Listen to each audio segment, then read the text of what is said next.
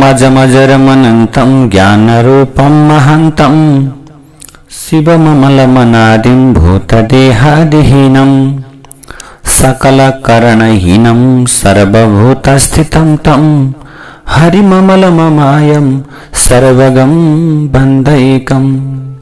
समादरणीय भक्तवृन्द, हार्दिक नमन, हार्दिक प्रणाम। आज पनि श्री विष्णु महापुराण को नयाँ कथा श्रृंखलालाई लिएर हजुरहरूका समक्षमा समुपस्थित भइसकेको छु। भक्तवृन्द, यहाँहरूलाई मैले जानकारी गराउँदै आइरहेको छु। अब हामीले प्रत्यक्ष भिडियो सामग्री सहित भक्ति संगीत सहित अत्यन्त व्यवस्थित तरिकाबाट श्रीमद् गणेश महापुराणको गणेश पुराण गर्ने भन्ने हामीले एउटा योजना गरेका छौं। र गणेश पुराणमा यदि यहाँहरू पनि कर्ता बन्न चाहनुहुन्छ, आयोजक बन्न चाहनुहुन्छ र त्यो कार्यक्रममा यहाँ जोडिन चाहनुहुन्छ भने स्क्रिनमा देखाइएको नम्बर 9856081880 यो नम्बरमा व्हाट्सएप भाइबर का माध्यमबाट यहाँहरू जोडिन सक्नुहुनेछ। प्रत्यक्ष फोनका मार्फतद्वारा पनि यहाँहरूका केही जिज्ञासाहरू छन् भने यहाँहरूले राख्न सक्नुहुनेछ। र नेपालभन्दा बाहिर हुनुहुन्छ, विदेश हुनुहुन्छ र यहाँहरू हाम्रो कार्यक्रम स्थलभन्दा टाढा हुनुहुन्छ भने पनि यहाँहरूले आफ्नो नाम गोत्र टिपाउन सक्नुहुनेछ। हामी यहाँहरूको आयोजनालाई आयोजित भनेर यहाँहरूको नाम सहित हामीले त्यो कार्यक्रमलाई आयोजना गर्नेछौँ। र यो विशेष कार्यक्रममा जोडिनुहुनका निम्ति यहाँहरूलाई अनुरोध गर्दछु। घरमा सुख शान्ति समृद्धिको लागि र विशेष गरेर भगवान गणेशको यज्ञ गर्नु भनेको, गणेश पुराण गर्ने भनेको अथवा गणेशलाई उपासना गर्ने भनेको किन हो त भने विघ्न बाधाहरूबाट निवारण हुनका निम्ति।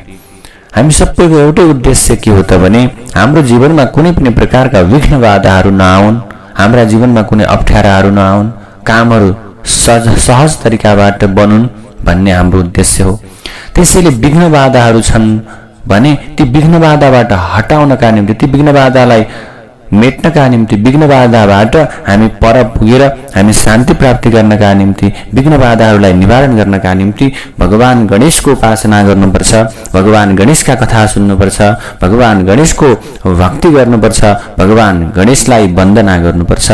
त्यसैले हामीले प्रथम यो कार्यक्रम हामीले भिडियो सामग्री सहित भक्ति संगीत सहित आयोजना गर्ने हुँदा यो कार्यक्रम चाहिँ हामीले गणेश पुराण आयोजना गर्दैछौँ। गणेश पुराणको यो विशेष कार्यक्रममा सहभागी हुनका निम्ति यहाँहरूले हामीलाई स्क्रिनमा देखाइएका नम्बरहरूमा सम्पर्क गर्नुपर्नेछ।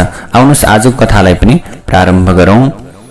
ओम सशंख चक्रम सकिरीट कुण्डलम सपीतवस्त्रं सरसीरुहेक्षणं सहारवक्षः स्थलकौस्तुभश्रियं नमामि विष्णुं शिरसा चतुर्भुजम्। ओम नमो भगवते वासुदेवाय। श्रीमद् विष्णु महापुराण को द्वितीय अंश को 5वां अध्याय में अब यहाँ सप्त पाताल को विवरण अर्थात 7वटा पातालहरू कस्ता कस्ता छन् भन्ने विषयमा पराशर नाम गरेका ऋषिले मैत्रेय नाम गरेका आज ऋषिहरूलाई बताउँदै जानुभयो। विस्तार एष कथितः पृथिव्या भवतो मया सप्ततिस्तु सहस्राणि द्विजोच्छायोऽपि कथ्यते। पराशरले भन्नुहुन्छ, ब्राह्मण देव, मैले हजुरलाई पृथ्वीको विस्तारका विषयमा बताइसकेको छु र यसको उचाइ चाहिँ 70,000 योजन रहेको पनि बताउँछु। हे मुनिश्रेष्ठम, अतल वितल नितल गवस्तिमान महातल सुतल र पाताली 7वटा पृथ्वीभन्दा तल रहेका लोकहरू प्रत्येक 10,000 योजन दूरीको फरकमा छन्। अत्यन्त सुन्दर र मनमोहक महलहरूबाट शोभायमान भएको त्यहाँको भूमि श्वेत भनेको सेतो रङका, पीत भनेको पहेँलो, कृष्ण भनेको कालो, अरुण भनेको सिन्दूर रङका, सरकरा अर्थात् खस्रो बालुवा खालका, शैल भनेको ढुङ्गामय, सुवर्ण भनेको सुनको बनेका छन्। ती सुनका त्यस्ता प्रकारका पहाडहरू छन्। त्यो भूमिमा दानवहरू, दैत्यहरू, यक्षहरू र अत्यन्त ठुला ठुला नागहरू आदिहरूका सैकडौं हजारौं जातिहरूले त्यहाँ निवास गर्दछन्। एक समयको कुरा, नारदजीले पाताल लोकबाट स्वर्गलोकमा पुगेर स्वर्गलोकका निवासीसँग भन्दा भए, त्यो पाताल लोक त यो स्वर्गलोक भन्दा कयौं गुणा सुन्दर र मनमोहक छ, जहाँ नागहरूका आभूषणहरू अर्थात् गरगहनाहरूमा अत्यन्तै सुन्दर प्रकाशबाट सम्पन्न अति नै आनन्ददायक स्वच्छ मणिहरू जडिएका छन्। त्यस्तो अद्भुत स्वरूप भएको पाताल लोकको अत्यन्त कुनै आज अन्य कुनै लोकसँग तुलना गरेर त्यसका विषयमा वर्णन गर्न कहाँ सकिन्छ र भनेर नारदले भनिदिनु भएछ। जहाँसुकै अत्यन्त आनन्दपूर्वक सबैको मनलाई आफूतर्फ आकृष्ट गराउँदै घुमिरहेका दैत्य कन्या र दानव कन्याहरूबाट सुशोभायमान भएको पाताल लोकमा कुन चाहिँ वैराग्ययुक्त पुरुष रहेको छ जसले प्रेम नगरेको होस्। जुन लोकमा दिउँसोको समयमा सूर्यका किरणहरूले प्रकाश मात्र दिन्छन्, तापक्रम दिँदैनन्, रातका चन्द्रमाका किरणहरूले शीत वर्षाउँदैनन्, चन्द्र ज्योति मात्र फैलाउँछन्, जहाँ भक्ष्य अर्थात खाद्य पदार्थ भोग्य भनेको भोग गर्नका निम्ति उपयुक्त वस्तु महापान आदिको उपभोग गरेर अत्यन्त आनन्दित र हर्षित भएका सर्पहरू अनि दैत्य र दानवहरूका समय त्यहाँ बितिसकेको अनुभव हुँदैन उनीहरूलाई। जहाँ अत्यन्त रमणीय र मनमोहक वन नदी सुन्दर सरोवर पोखरी कमलै कमलको उपवन छ, जहाँका पुरुषहरूको शब्द कोइलीको भन्दा पनि मिठो छ, कोइलीको भन्दा मिठासपूर्ण र सुमधुर छ, जहाँको आकाश मनलाई हरण गर्ने किसिमको आकर्षणयुक्त रहेको छ।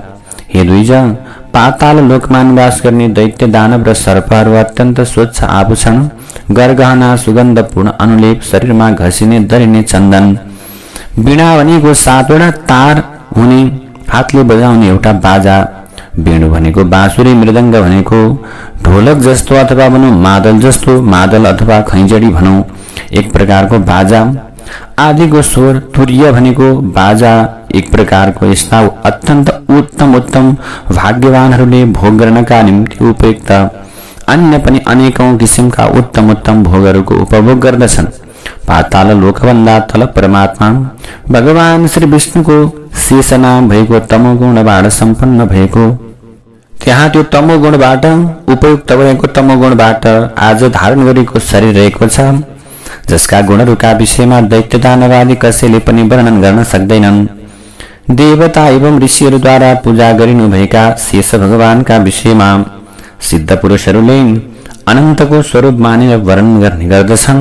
उहाँ स्पष्ट रूपमा स्वस्तिक चिन्हबाट विभूषित एवं 1000 शिर भएको होइबक्सिन्छ, जसले आफ्ना फणाहरूमा सौभाग्यमान भएर रहेका हजारौं मणिहरूद्वारा सम्पूर्ण प्रकारका दिशाहरूलाई ज्यादै चहकिलो अर्थात् जाज्वल्यमान बनाउँदै आज संसारको कल्याणका लागि सम्पूर्ण दैत्य र दानवहरूलाई पूर्ण रूपमा तेजहीन शक्तिहीन बनाइरहनुहुन्छ।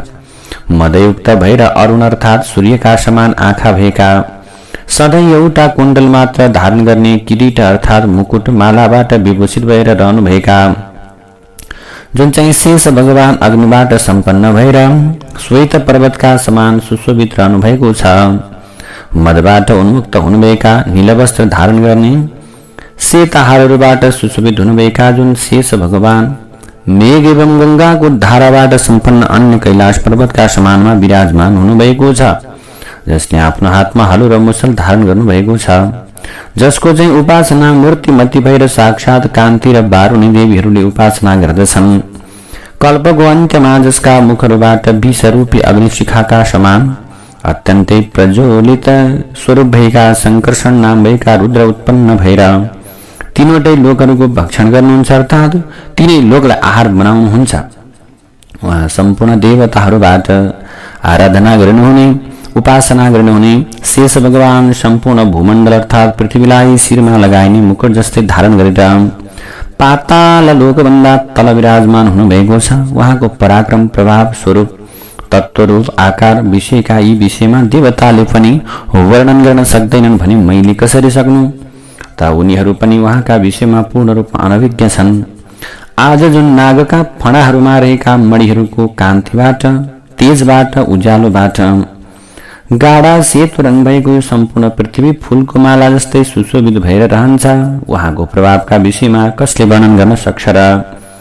जुन चाहिँ समयमा मदयुक्त भएर अत्यन्त आज आँखा सुन्दर भएका अनन्तले आफ्नो शरीरलाई तन्काउनुहुन्छ, त्यो समयमा समुद्र र वनका साथै यो सम्पूर्ण पृथ्वी काँप्न थाल्छ, चलायमान हुन्छ र उहाँका गुणहरूको अन्तका विषयमा गन्धर्व, अप्सरा, किन्नर, सर्पले पनि वेद पुराण पढ्ने मानिस कसैले पनि जान्दैनन्।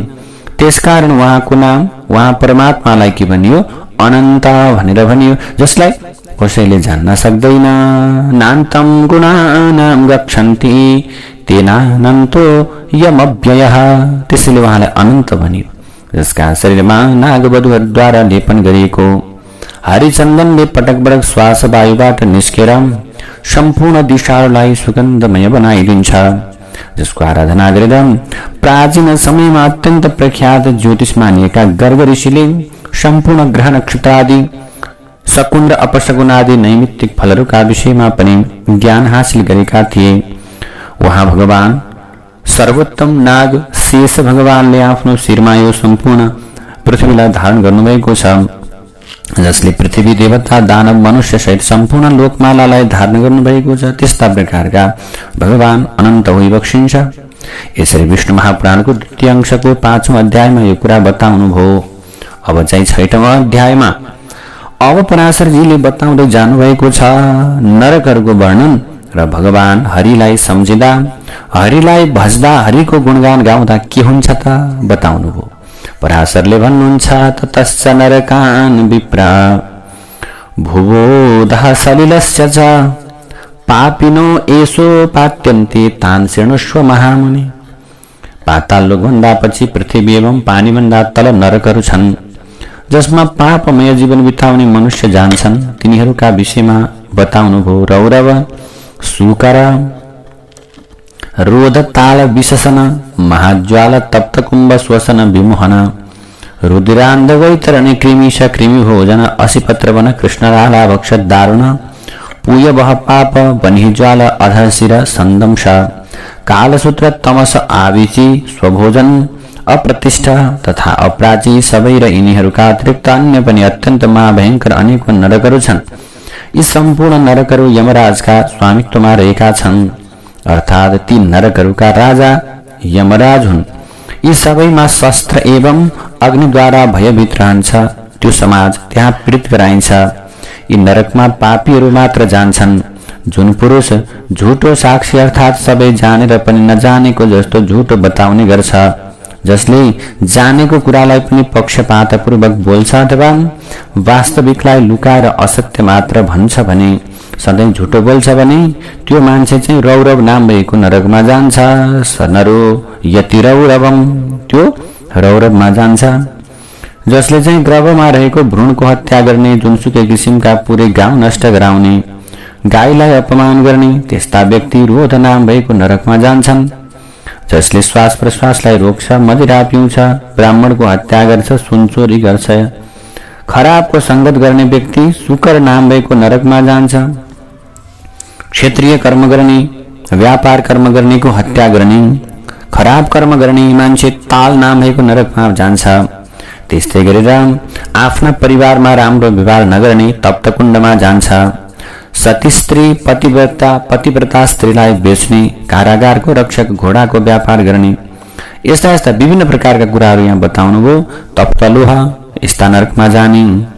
अब अरूलाई खराब दृष्टिकोण राख्ने त्यस्ता महाज्वालमा जान्छन्। जुन अधम स्वभाव भएको पुरुषले आफ्ना गुरुको अपमान गर्छ, वेदको निन्दा गर्छ, अगम्य गमन गर्छ भने त्यो सबै लवण नाम भएको नरकमा जान्छ। चोर अनि मर्यादालाई बिर्सेर त्यसको उल्लङ्घन गर्ने पुरुष विलोहित नामको नरकमा जान्छ। देवतालाई नमान्ने, ब्राह्मणलाई नमान्ने, पितृहरूप्रति द्वेष गर्ने त्यस्ता प्रकारका व्यक्तिहरू चाहिँ कृमिभक्षमा जान्छन्। निकृष्ट यज्ञ गर्ने मानिसहरू कृमि नाम भएको नरकमा पर्छन्। जुन चाहिँ नराधम, जुन नरमध्येको मानिसको अदम छ, अर्थात् मनुष्यहरूमा अत्यन्त अदम व्यक्तिले पितृहरू, देवताहरू र अतिथिहरूलाई समर्पण नगरी उनीहरूलाई दिनुभन्दा पहिले आफैले भोजन गर्छ भने त्यो अत्यन्त उग्र स्वरूप भएको लाला भक्ष नाम भएको नरकमा जान्छ। त्यसरी नै अर्काको हत्या गर्नका लागि बाण बनाउने व्यक्ति बेधक नाम भएको नरकमा जान्छ। जुन चाहिँ मनुष्यले कर्णी नाम भएको बाण बनाउँछ, जसले खड्ग शस्त्र बनाउँछ, यस्ता यस्ता प्रकारले ती शस्त्रद्वारा कसैको हत्या गर्छ भने त्यो विशेषण नरकमा जान्छ। असत प्रतिग्रह अर्थात् दूषित उपायद्वारा धन आर्जन गर्ने, यज्ञ गराउने अधिकार नभए पनि यज्ञ गराउने मानिस अब के गर्छ, त्यस्तो प्रकारको व्यक्ति चाहिँ अधोमुख नाम भएको नरकमा जान्छ। अत्यन्त निर्दयतापूर्वक कर्म गर्ने व्यक्ति जसले आफ्ना बन्धुवर्गको आँखा छलेर आफूले मात्र स्वादिलो भोजन गर्छ भने त्यस्तो व्यक्ति र लाक्षा अर्थात् लाहा मांस खराब प्रकारको कर्म गर्ने त्यो व्यक्ति पुय बह नाम गरेको नरकमा जान्छ। त्यस्तै गरेर अब जसले पशुको हत्या गर्छन् तिनीहरू पुय बह नाम गरेको नरकमा जान्छन्। अब त्यस्तै गरेर अब यहाँ बताउनु भयो, घरमा राम्रो कर्म नगर्ने अर्कालाई विष दिने, आफू छँदा छँदै आज धेरै प्रकारका अन्य विवाह गर्ने, आज आफ्नो श्रीमतीलाई गलत कार्यमा लगाएर त्यसबाट प्राप्त भएको धनले जीविका चलाउने व्यक्ति, औँसी जस्ता पर्वमा खराब कर्म गर्ने व्यक्ति, घरमा आगो लगाउने व्यक्ति, मित्रको अपमान गर्ने, त्यस्ता प्रकारका व्यक्ति आज रुधिरान्ध नाम भएको नरकमा पर्दछन्। त्यस्तै गरेर यज्ञ आदि जस्ता शुभ कर्म र यज्ञलाई नष्ट गराउने व्यक्ति चाहिँ वैतरणी नाम भएको नरकमा जान्छ। अब खेतमा लगेको पानीलाई भत्काउने, अपवित्र तरिकाबाट जीविका चलाउने कृष्ण नाम भएको नरकमा जान्छ। अनावश्यक रूपमा वनको फडानी गर्ने, रुखहरू काट्ने, त्यस्तो प्रकारको व्यक्ति यदि छ भने त्यो असीपत्र नाम भएको नरकमा जान्छ। जसले अब आज पशु वध मार्फत जीविका चलाउँछ भने त्यो चाहिँ वन्यज्वाल नाम भएको नरकमा जान्छ। अब त्यस्तै गरेर त्यो आगाको अपमान गर्छ भने त्यो वन्यज्वाल नाम भएको नरकमा त्यो पनि पर्छ। व्रतको लोभ गराउने प्रयासमा लाग्ने, व्रतलाई के गर्ने, त्याग गर्ने, त्यस्ता प्रकारका व्यक्ति सन्तन्स नाम भएको नरकमा जान्छन्। जुन चाहिँ ब्रह्मचारीहरू आज दिउँसै सुत्छन्, आज त्यस्ता प्रकारका व्यक्तिहरू चाहिँ आज स्वभोजन नाम भएको नरकमा जान्छन्। सैकडौं हजारौं यिनीहरू बाहेक अन्य हजारौं नरक छन् जसका निरन्तर दुष्कर्म मात्र गरिरहने मनुष्यहरू अथवा जसमा दुष्कर्म मात्र गर्ने, खराब कर्म गर्ने व्यक्तिहरू तिनै प्रकारका नरकमा जान्छन्। र त्यो प्रकारको नरकमा गएर उनीहरूले विभिन्न किसिमका यातनाहरू भोग गर्दछन्। अब यी प्रकारका विभिन्न प्रकारका पापहरूका अतिरिक्त पनि जुन अन्य किसिमका हजारौं पाप छन् तिनीहरूको फल भोग गर्नका लागि मनुष्यहरू अलग अलग प्रकारका नरकहरूमा पर्दछन्। जुन चाहिँ मनुष्यले आफ्नो कर्मबाट, मनबाट, वचनका माध्यमद्वारा आफ्नो शास्त्रद्वारा निर्धारण गरिएको धर्मका विरुद्ध कर्म गर्छन्, आचरण गर्छन्, ती सबै नरकमा जान्छन्। अधोमुखमा नाम भएको नरकमा निवास गर्नेहरूले स्वर्गलोकमा निवास गर्ने देवतालाई देख्छन्। देवताहरूले अधोभागमा रहेको नरकमा निवास गर्ने जीवलाई देख्छन्। पापी मनुष्यहरूले नरकको दुःख भोग गरेपछि क्रमबद्ध रूपमा थाबर, कृमि भनेको किरा, कमिला, जलचर पक्षी, पशु यस्ता प्रकारका जन्म लिन्छन्। अब यहाँ बताउँदै जानुभयो, हे मैत्रेयजी, मुमुक्षु अवस्थासम्म यिनीहरूमा आज अन्यका अपेक्षामा प्रथम प्राणी, संख्याका आधारमा हजारौं अत्यधिक छन्। अब यहाँ भन्नुभयो, यावन्तो जन्तवः सर्गे तावन्तो नरकौ कसः पापकृद् याति नरकं प्रायश्चित्त पराङ्मुखा। जति प्राणीहरू स्वर्गलोकमा रहेका छन् त्यति नै प्राणीहरू नरकमा पनि छन्। आफूद्वारा गरिएका पापहरूको प्रायश्चित्त नगर्ने व्यक्ति, अत्यन्त पापी मनुष्य नरकमा जान्छन्। पापानाम् अनुरूपाणि प्रायश्चित्तानि यत्तथा तथा तथैव संसृत्य प्रोक्तानि परमर्षिभिः। अलग अलग किसिमका पापहरूका अनुकूल जुन जुन प्रायश्चित्त रहेका छन् तिनीहरूका विषयमा महर्षिहरूले शास्त्रहरूका आधारमा अर्थात् वेदार्थको स्मरण गर्दै बताएका छन्। स्वयम्भू मनु आदि स्मृतिका रचयिताहरूले महान पापहरूका लागि महान र अल्प पापका लागि अल्प प्रायश्चित्त, अल्प किसिमको नै प्रायश्चित्त हुन्छ भनेर व्यवस्था गरेका छन्। तर तपस्या स्वरूप अर्थात् कर्म स्वरूप जति पनि प्रायश्चित्तका विधिहरूका विषयमा बताइएको छ तिनीहरू सबैमा भगवान श्रीकृष्णको स्मरण नै सर्वोत्तम रहेको छ। प्रायश्चित्त पापबाट, नजानेर अनजानमा गरेका पापबाट छुट्नका निम्ति यानि तेषाम् अशेषाणाम् कृष्णानुस्मरणं परम, कृष्णलाई स्मरण गर्ने, त्यसैले कृष्णानुस्मरणं परम, त्यो परम प्रकारको सबै पापबाट मुक्त हुने एउटै उपाय के हो त? भगवान हरिको, भगवान कृष्णको उपासना गर्ने। अनायास रूपमा नजानेर पाप गरेपछि जुन चाहिँ पुरुषका मनमा पश्चाताप उत्पन्न हुन्छ भने त्यसका लागि केवल श्रीहरिको नाम सम्झिँदा मात्रै पनि प्रायश्चित्त हुन्छ। बिहानको सन्ध्याका समयमा, साँझको सन्ध्याका समयमा, रातिमा र दिनको मध्याह्नका समयमा भगवानलाई सम्झना गर्नाले नजानेर गरेका पापहरू विनाश हुन्छन् र भगवान त्यस्ता प्रकारका व्यक्तिले भगवान श्रीनारायणलाई सहज रूपमा प्राप्त गर्छन्। भगवान श्री विष्णुको सम्झना गर्ने पुरुषले सम्पूर्ण पापको विनाश भएपछि मोक्ष पद प्राप्त गर्छ, जसका लागि स्वर्गको प्राप्ति त विघ्न स्वरूप बाधा स्वरूप हो। जसको मन निरन्तर रूपमा जप, होम र पूजन आदि कर्ममा गर्दका समयमा पनि भगवान श्री वासुदेवमा लाग्छ, त्यसका लागि इन्द्र पद आदिको प्राप्ति रूप फल पनि व्यवधान युक्त नै हुन्छ। पुनर्जन्म आदिको सांसारिक चक्रमा घुमाइरहने, कहाँ त्यो स्वर्ग आदिको प्राप्ति र कहाँ मोक्षको प्राप्ति। सर्वोत्तम बीज स्वरूप वासुदेवका नामको जप तिनीहरूको तुलना कहिल्यै हुन सक्दैन। यसै कारण निरन्तर रूपमा भगवान श्री विष्णुलाई सम्झिनाले, भगवान विष्णुको नाम जप्नाले पूर्ण रूपमा पापहरूबाट मुक्त भएर मनुष्यले फेरि पनि नरकमा जानु पर्दैन। मनः प्रीतिकरः स्वर्गो नरकस्तद विपर्ययः, नरक स्वर्ग संगे वै पाप पुण्डे द्विजोत्तम।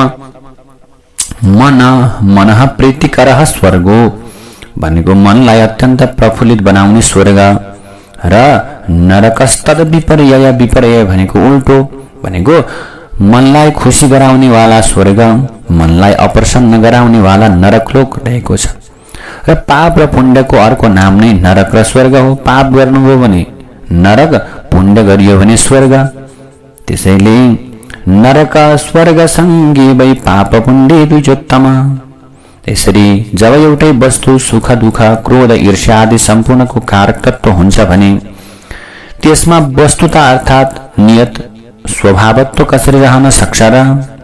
किनकि तदेव प्रीयते भूत्वा पुनर्दुःखाय जायते, तदेव कोपाय ततः प्रसादाय च जायते। एउटै वस्तु कुनै समयमा अत्यन्त आनन्ददायक हुन्छ, त्यही वस्तु अर्को समयमा दुःखको कारक तत्व पनि बन्छ। त्यही वस्तु कुनै समयमा क्रोधको कारण बन्छ, कहिलेकाहीँ प्रेमको कारण बन्छ। यसरी विचार गर्दाका अवस्थामा कुनै पनि वस्तु अथवा पदार्थ सुखदायक छैन र कुनै दुःखदायक पनि छैन। यो सुख दुःखको अनुभूति त, यो सुख र दुःख भन्ने कुरा त मनको विकार मात्र हो। यो त मनले मात्र विचार गर्छ। मनसः परिमाणोऽयं सुख दुःखादि लक्षणः, मनले मात्रै यो सुख हो यो दुःख हो भन्ने जान्दछ। ज्ञानमेव परं ब्रह्म ज्ञानं बन्धाय चिष्यते, ज्ञानात्मकमिदं विश्वं न ज्ञानाद् विद्यते परं। विद्या विद्येति मैत्रेय ज्ञानमेव वधारय, ज्ञान नै परब्रह्म हो। तर अविद्याबाट, अज्ञानबाट सम्पन्न भएको ज्ञान भनेको, अज्ञान चाहिँ के हुन्छ त भने बन्धनको कारक तत्व बन्छ। यो सम्पूर्ण चराचर विश्व नै ज्ञानमय छ, ज्ञानका अतिरिक्त केही पनि छैन। विद्या र अविद्यालाई पनि सबैले ज्ञान नै मान्नुपर्छ, ज्ञान र अज्ञान। यस प्रकार एवमेतन्मया ख्यातं भवतो मण्डलं भुवः, पातालानि तसर्वाणि तथैव नरकाद्विजा। हे त्यसैले हे मैत्रेयजी, यस प्रकार मैले हजुरको आग्रह अनुसार सम्पूर्ण भूमण्डल, सम्पूर्ण पाताललोक र नरकका विषयमा बताएँ अनि समुद्र, पर्वत, द्वीप, नदी, वर्षाहरूका विषयमा संक्षेप वर्णन गरेँ। अब चाहिँ हजुरलाई के चाहिँ सुन्ने इच्छा छ? संक्षेपात् सर्वम् आख्याताम् किं भूयः श्रोतुमिच्छसि। अब हजुरलाई के सुन्ने इच्छा छ भनेर अब यहाँ मैत्रेयलाई पराशरले प्रश्न गर्नुभयो। जय जय श्री विष्णु महापुराणे द्वितीयांशे षष्ठोऽध्यायः।